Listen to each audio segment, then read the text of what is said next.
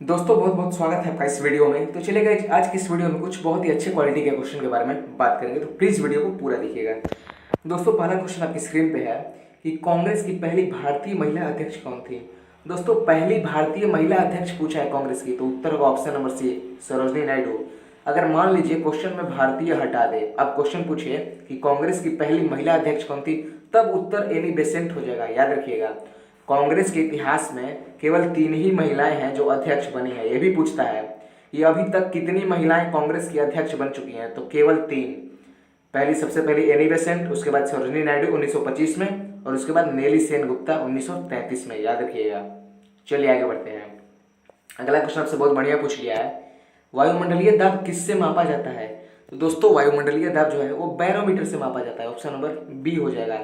और एक क्वेश्चन क्या पूछता है कि वायुमंडलीय दाब का मात्रक क्या होता है। तो दोस्तों याद रखिएगा, वायुमंडलीय दाब यानी एटमॉस्फेरिक प्रेशर का जो मात्रक होता है वो बार होता है। चलिए अब आगे बढ़ते हैं। और तीसरा क्वेश्चन आपसे यूनिट से ही पूछा है, इकाई से, कि प्रकाश वर्ष किसकी इकाई है। दोस्तों प्रकाश वर्ष का मतलब होता है प्रकाश द्वारा तय की गई दूरी। अर्थ याद रखिएगा, प्रकाश वर्ष का मतलब होता है प्रकाश द्वारा तय की गई दूरी, और इसका मात्रक है दोस्तों दूरी। ऑप्शन नंबर ए हो जाएगा। प्रकाश वर्ष जो है वो दूरी का मात्रक है। Option number A. चलिए आगे बढ़ते हैं। अगला क्वेश्चन आपसे पूछ लिया है बहुत ही अच्छा, कि पोंग डैम किस नदी पर स्थित है। दोस्तों बांधों से अक्सर क्वेश्चन जो है हमारे एग्जाम्स में पूछा जाता है, तो याद रखिएगा। और पोंग डैम वैसे भी न्यूज में रहता है, तो काफी फेमस भी है। पोंग डैम किस नदी पर स्थित है। तो दोस्तों पोंग डैम जो है वो ब्यास नदी पर स्थित है। ऑप्शन नंबर ए हो जाएगा। पोंग डैम ब्यास नदी पर स्थित है। चलिए अब आगे बढ़ते हैं। अगला क्वेश्चन आपसे पूछ लिया है कि सिकारी देवी अभयारण्य भारत के किस राज्य में स्थित है। दोस्तों सिकारी देवी अभयारण्य भारत के Himachal Pradesh, option number D हो जाएगा, हिमाचल प्रदेश में स्थित है। सिकारी देवी अभयारण्य भारत के हिमाचल प्रदेश में स्थित है। याद रखिएगा। चलिए आगे बढ़ते हैं। अगला क्वेश्चन आपसे पूछा है कि ऑस्ट्रिया की राजधानी कहाँ स्थित है। दोस्तों ऑस्ट्रिया की राजधानी वियना है। ऑप्शन नंबर ए हो जाएगा। ऑस्ट्रिया की राजधानी वियना है। Option number A. चलिए आगे बढ़ते हैं। अगला क्वेश्चन आपसे पूछा है कि सौरमंडल का सबसे गर्म ग्रह कौन सा है। दोस्तों इस क्वेश्चन में आपको थोड़ा समझना है। तो मान लीजिए कि अगर ये सूर्य है, तो इसके चारों ओर बाकी 8 ग्रह चक्कर लगाते हैं। तो देखिए सूर्य के सबसे नजदीक जो है बुध होता है, उसके बाद शुक्र होता है। तो आप एक पॉइंट समझिएगा। एक बात बताइए, सूर्य जो है तो सूर्य के पास गर्मी है अपना, और सबको ऊष्मा दे रहा है, तो सबसे ज्यादा सूर्य का प्रकाश पड़ता है बुध पर, तो सबसे गर्म बुध होना चाहिए, लेकिन ऐसा होता नहीं है। सबसे गर्म शुक्र होता है। तो ऑप्शन नंबर बी हो जाएगा। शुक्र इसलिए होता है ना, इस शुक्र के पास कार्बन डाइऑक्साइड की मात्रा लगभग 95% से भी ज्यादा होती है। तो ये क्वेश्चन एग्जाम्स में जानबूझकर इस तरह भी पूछा जाता है कि लोग ये आइडिया लगाएंगे कि सूर्य के सबसे नजदीक बुध है तो सबसे गर्म बुध ही होगा, जबकि ऐसा नहीं है।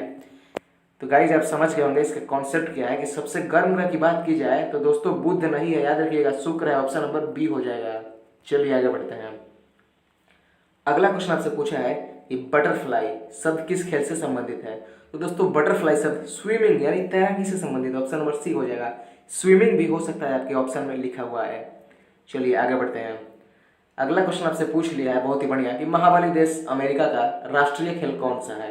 तो दोस्तों दुनिया का सबसे ताकतवर देश अमेरिका का राष्ट्रीय खेल बेसबॉल, ऑप्शन नंबर ए हो जाएगा। बेसबॉल है, याद रखिएगा। चलिए अब आगे बढ़ते हैं। अगला क्वेश्चन आपसे पूछ लिया है, एक सेकंड गाइस, कि हरित क्रांति का सर्वाधिक प्रभाव किस फसल पर पड़ा था।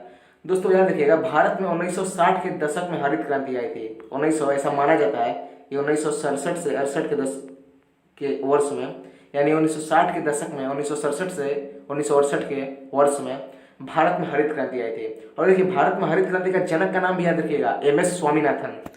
तो इसका सबसे ज्यादा प्रभाव जो है गेहूं पे पड़ा है। तो गाइज हरित क्रांति आने से गेहूं के पैदावार में काफी ज्यादा गाइज बढ़ोतरी हुई, बहुत ज्यादा विकास हुआ गेहूं की फसलों में। तो याद रखिएगा, इस सबसे ज्यादा प्रभाव गेहूं पे पड़ा है। चलिए अब आगे बढ़ते हैं। अगला क्वेश्चन कह रहा है आपसे कि तुलबुल परियोजना किस नदी पर स्थित है। तो दोस्तों तुलबुल परियोजना जो है झेलम नदी पर स्थित है। ऑप्शन नंबर बी हो जाएगा। तुलबुल परियोजना झेलम नदी पर स्थित है। चलिए अब आगे बढ़ते हैं। और आज का सबसे अंतिम प्रश्न आपसे पूछ लिया है दिवस से, कि विश्व नर्स दिवस कब मनाया जाता है। तो दोस्तों जो विश्व नर्स दिवस होता है वो आपको 12 मई को मनाया जाता है। ऑप्शन नंबर ए हो जाएगा। विश्व नर्स दिवस यानी वर्ल्ड नर्स डे 12 मई को मनाया जाता है। ऑप्शन नंबर ए हो जाएगा। तो दोस्तों आई होप आज का वीडियो आपको काफी पसंद आया होगा। अपनी राय हमें जरूर बताएं।